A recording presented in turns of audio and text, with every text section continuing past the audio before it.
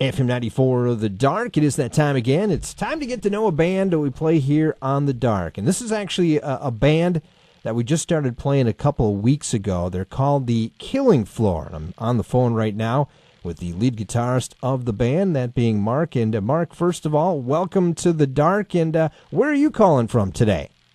Hi, yeah, thanks for having me. Yeah, I'm actually calling from Nashville, Tennessee right now. And we had a chance to talk just before we started the interview, and you said it was a little bit chilly down there, even though it's down in the south, right? It is a little chilly, yeah. I mean, it's definitely been warmer. The sun's out, but it's kind of cold, yeah.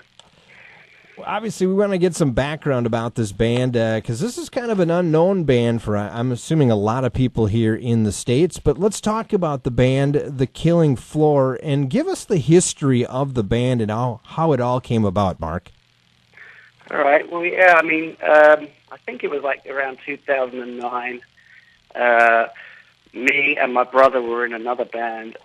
We were recording a record in Electric Lady Studios in New York, and the guys in the room next door, who ended up becoming the other half of The Killing Floor, were also recording their record, and we kind of had a chat, met each other, got on really well. Marco, our now singer bass player, lent me one of his Marshall amps, and we kind of stayed in touch, and basically we kind of made two bands into one, you know. So it was a chance meeting in the studio. That was pretty much it.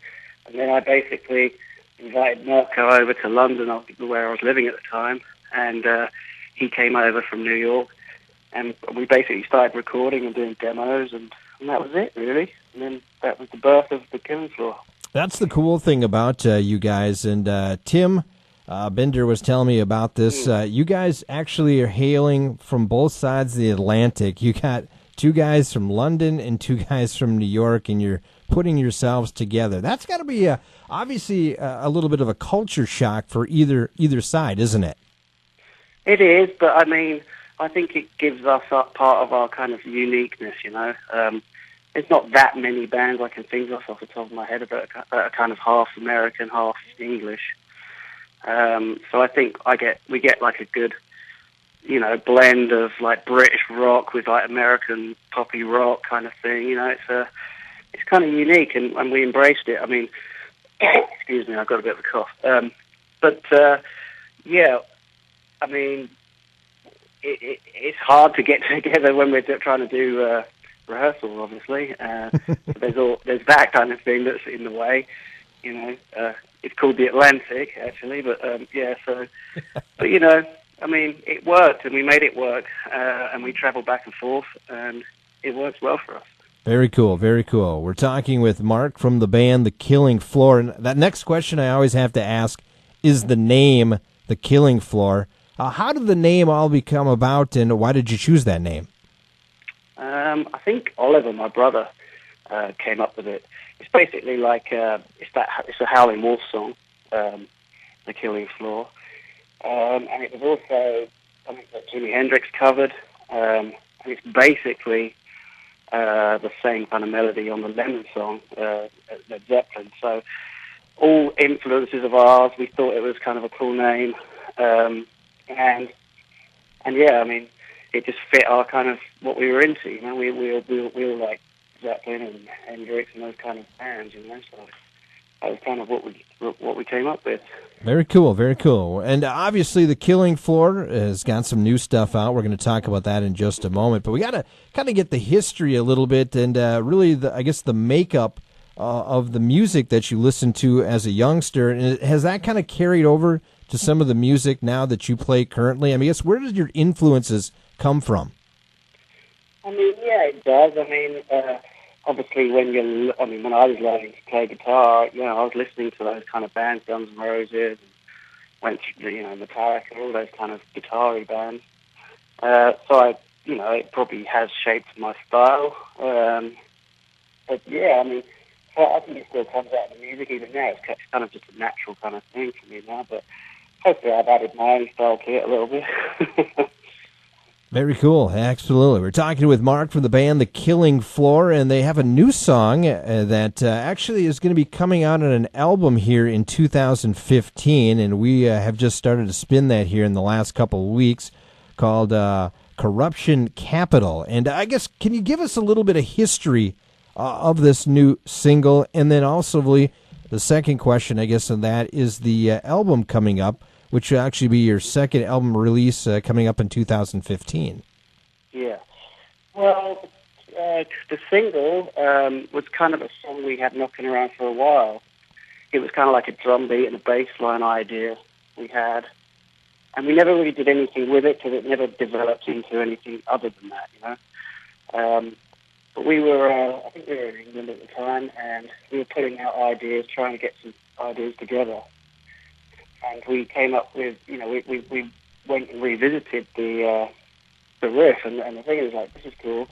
So we jammed it, we played it, and it kind of developed, and we got the lyrics and the melody together, and it kind of was born into a song. So I think it's a cool song. I think it's relevant in today's, you know, with what's going on in the world today. It's kind of about greed and corruption, but also kind of about, you know, fighting that and not letting the man get you down, kind of thing. So it's kind of positive as well. And that's pretty much the basics of it, you know. Right, and then that's going to be part of your second album, which is going to be releasing here in 2015.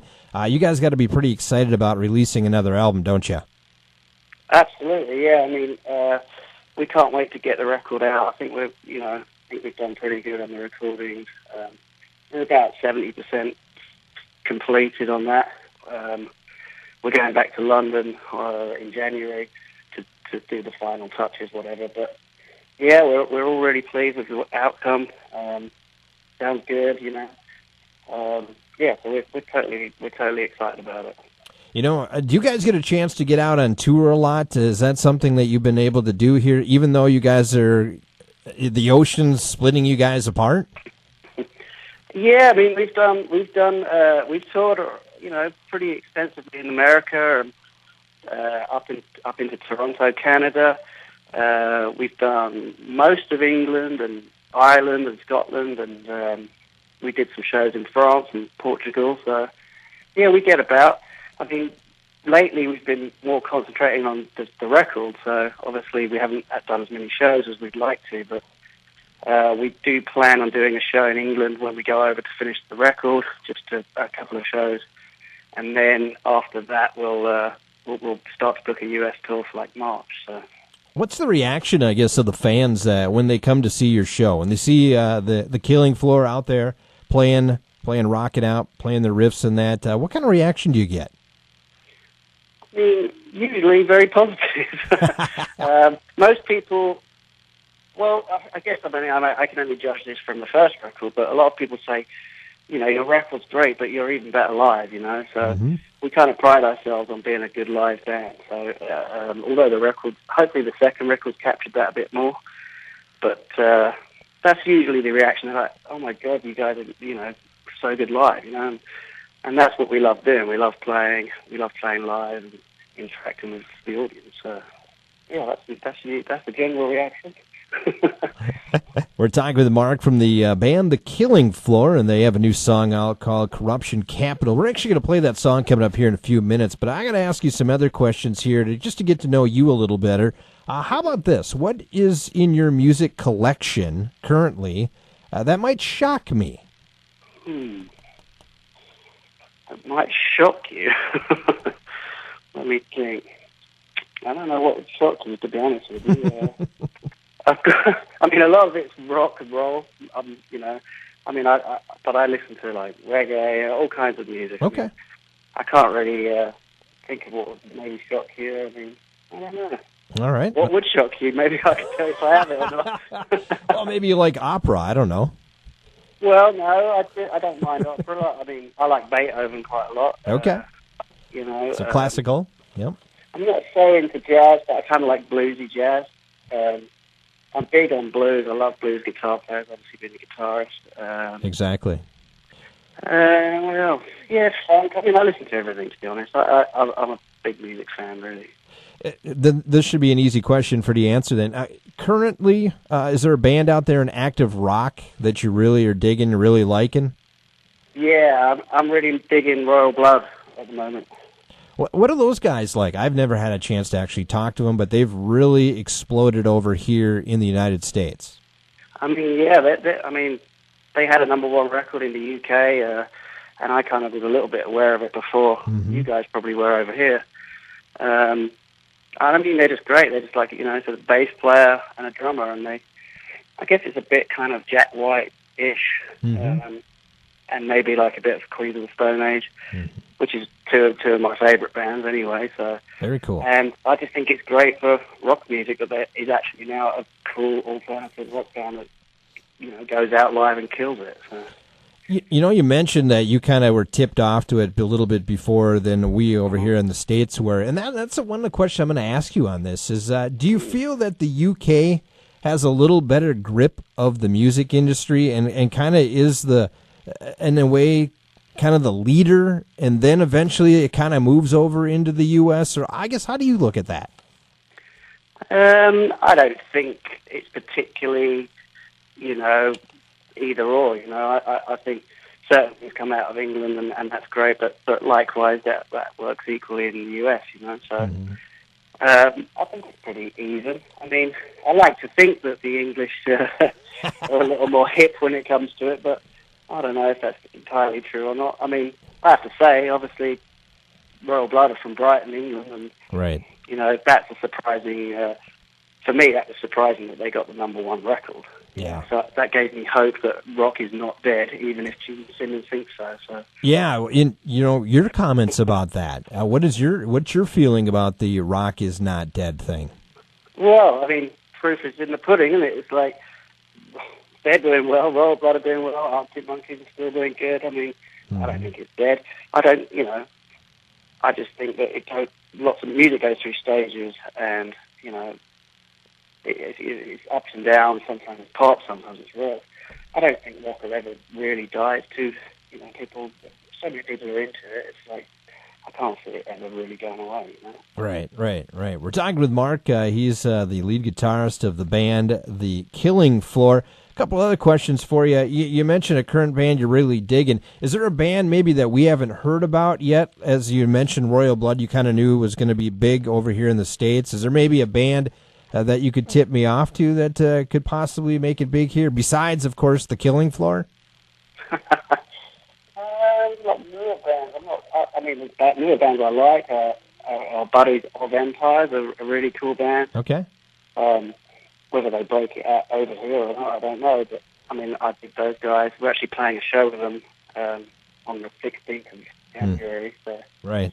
They're cool guys. They're a cool band. They're worth checking out, Very cool, very cool. Hey, how about, here's a question that always sometimes takes a little bit to answer, but what artist would you like to cover one of your songs?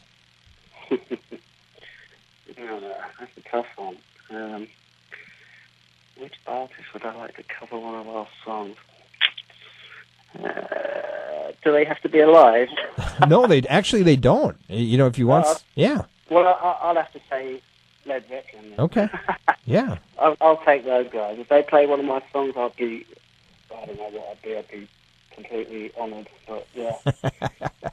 Well, and this kind of leads into my next question too, and you kind of answered that already. If you had to put together an ultimate 3-band bill to play with, and obviously alive or dead, who would the other 2 bands that would be on the stage that night with The Killing Floor?